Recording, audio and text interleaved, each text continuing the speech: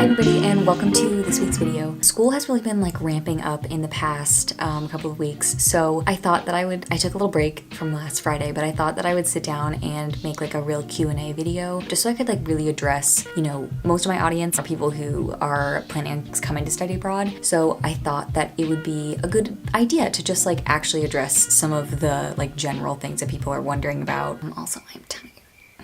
So we're just gonna hop right in, but if you are new, I post new videos every Friday, most of the time, where I talk about study abroad. I talked about gap years too, so if you're interested in that, you can scroll back to last year and find that content. So the first question, just starting right off the bat, is do you have any dorm recommendations for study abroad students in Edinburgh? As of right now, I am not gonna be making a video on which dorms I recommend. I will be doing this at some point, just for like privacy reasons. I obviously don't want to like spill the tea about where I live. However, I will be making like a full, I want to talk about it, but yeah, not right now. So this person said, I was accepted to study abroad for fall 2022 and I applied for Pollock Halls. However, I'm a bit concerned that I will be 21 and I've heard in Pollock there are many 18-year-olds. What I will say is, if you are studying abroad, I think this is most UK universities if you're coming, is that you will get put with first years no matter where you live. I think maybe you could specifically apply for like graduate student housing, like look at on your program, if your program or your school is offering you, like a list of options, try Googling which ones maybe are graduate school housing. You could go that avenue. What I will say is I do live with first years. That for sure has its challenges. I'm 22, going on 23. Oh my God. So there are certain moments where I feel like the senior citizen of this building when it's like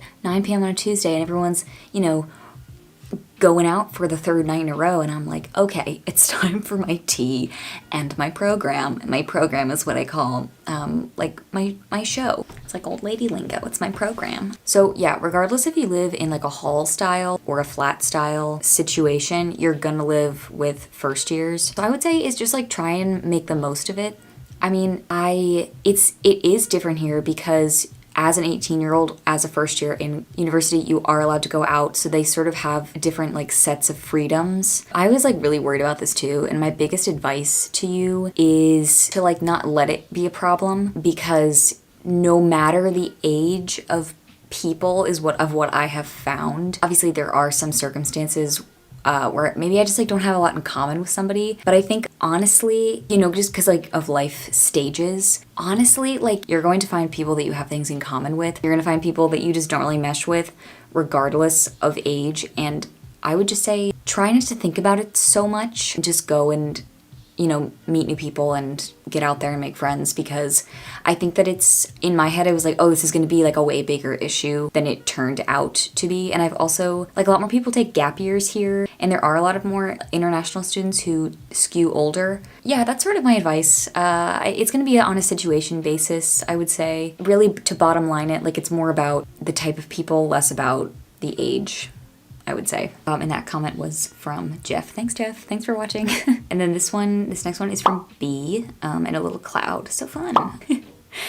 Okay, so how do you go about planning and packing lightly for short/weekend trips in the UK and Europe? Tips to cope with loneliness and homesickness while you're studying abroad. I'm gonna break this up so it's two different questions. So starting with, how do I go about planning and packing lightly for short weekend trips? Honestly, it is so easy to plan a trip here. It's pretty ridiculous. If you have like a computer and some basic skills, it doesn't take much, because I would think there's like way less planning, and you can get plane tickets for so cheap, and public transportation is so good. So even if you're like, how am I gonna get to this like random location, chances are there is a train and a bus that will take you exactly there, and it's gonna run like every 15 minutes. It's just absolutely crazy. Yeah, and cheap flights are also really, really easy to come by. To go to Dublin, which was in my previous, I went in March, oh my gosh, I went in February to Dublin. I planned that trip in probably about like an hour with my friend Teresa. We just like sat down at a cafe and we were like, okay, where do we wanna go? And we, for that trip, just like give you like for instance, we booked plane tickets through Ryanair, which is like it's sort of like the Spirit Airlines of Europe, is what I'm like, I have gathered, except it's like people clown on it a lot, which they should.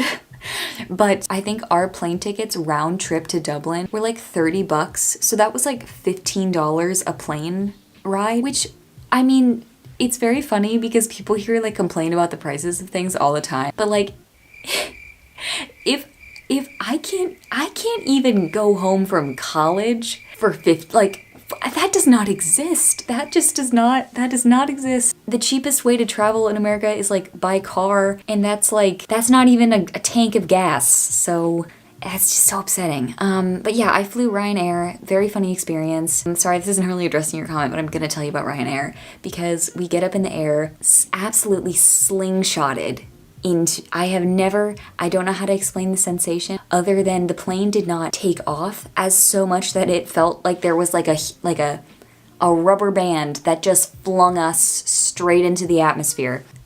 Right through the plane ride, they come around with like a cart. This is 100% real. They come through like halfway through, not with like little like airplane pretzels, but they have a cart of hard liquor and like cigars and cigarettes for sale. Like, you can't smoke in a plane. In terms of like getting places, the train is gonna be your friend. Local trams, buses, Ryanair if you're a student, because heck, you know what, I will endure the slingshot, into the air, the cigarettes and whiskey cart for $15. Hell yeah. Probably why they have the whiskey cart.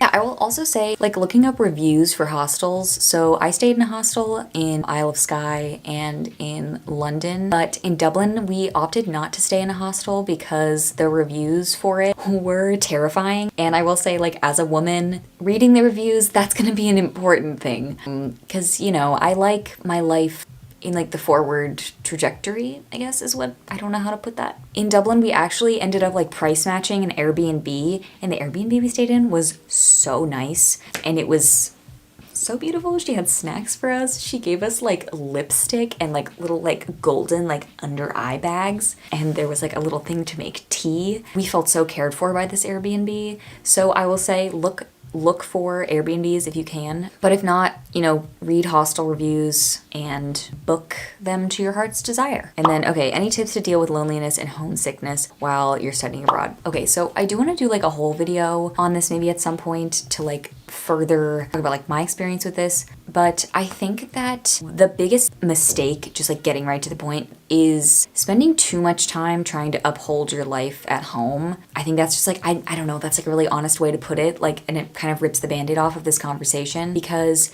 if you're here for 3 months or 4 months, it's really easy to feel like it's temporary.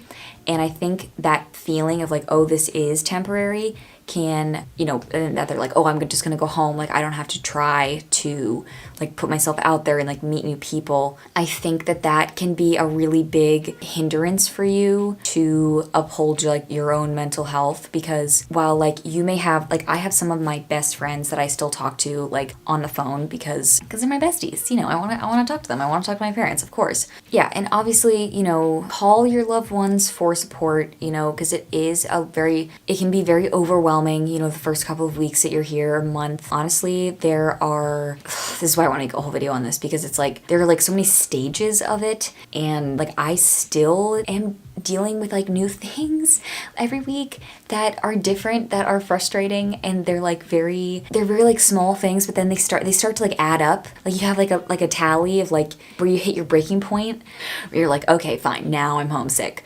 Like I had to return a package 3 weeks ago, and it took me like 5 hours because I just didn't understand the systems here. And it is 100% moments like that where I'm like, I want to go home. Like but I'm having like a great time, like enjoying the culture here. I'm having a wonderful time. But then it ebbs and flows, one could say. Yes, obviously call your loved ones for support. However, I think for the first couple of weeks to like compartmentalize it, treat it like you're moving here long term, and I think that is going to benefit you greatly. Like you have to treat it like you're moving there, but also treat it like you're temporary, but in the good way, because like I think that you should tap into that like feeling of being temporary, because I think it'll push you to do a lot of things that maybe you wouldn't do at home, but you also don't want to feel so temporary that you're like, well, none of this matters anyway. Like, I'm gonna have to say goodbye to these people, because that's a really like easy way to feel like sort of like downtrodden. Not downtrodden. Why can't I think of a different word?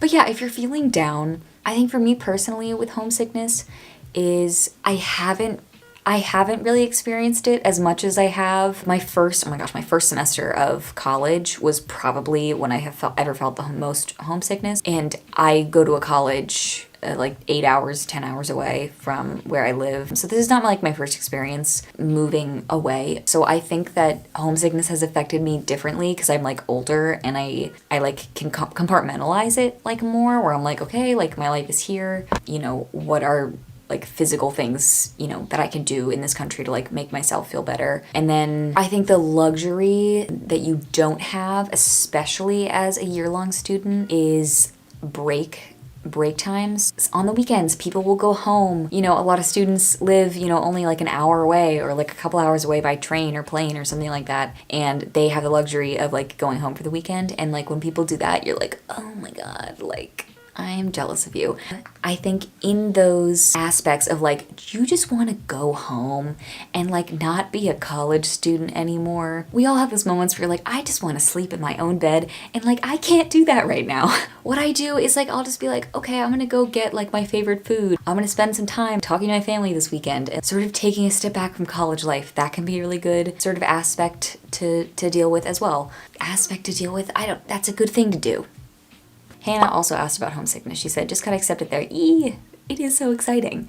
My question is dealing with homesickness and what it's like making friends, any cute places that aren't too expensive. I'll end with this like one question. So I sort of answered the homesickness one already, and I'm definitely gonna elaborate on that more in another video, but what's it like when making friends? Yeah, I think making friends here is a really like special experience. I have found that I probably have more friends than I ever have in my whole entire life, which like may be like a weird thing. I don't know if it's just like I fit in a different way that's like better here.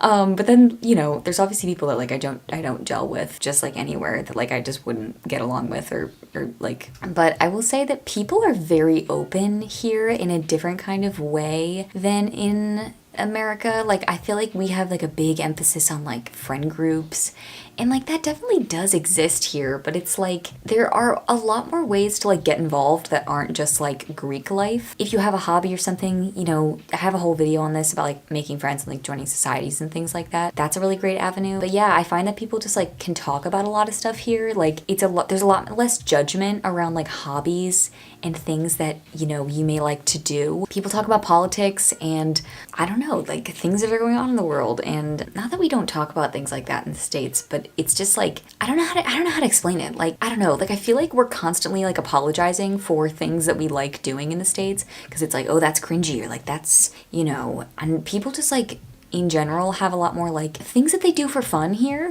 So yeah, there's less judgment. I don't know. But then there's also judgment in like completely other different ways. But yeah, I think I'm gonna end it here for today, but there are some other really great questions in there, so I'm gonna maybe do a part 2 another day. But yeah, and if you like missed the part where I said like I was doing a Q&A and you're like, oh, I have a question now because she said this one thing, pop it down below and maybe I'll add it to the next one, because that seems like an efficient system. So thanks for watching. Ba ba da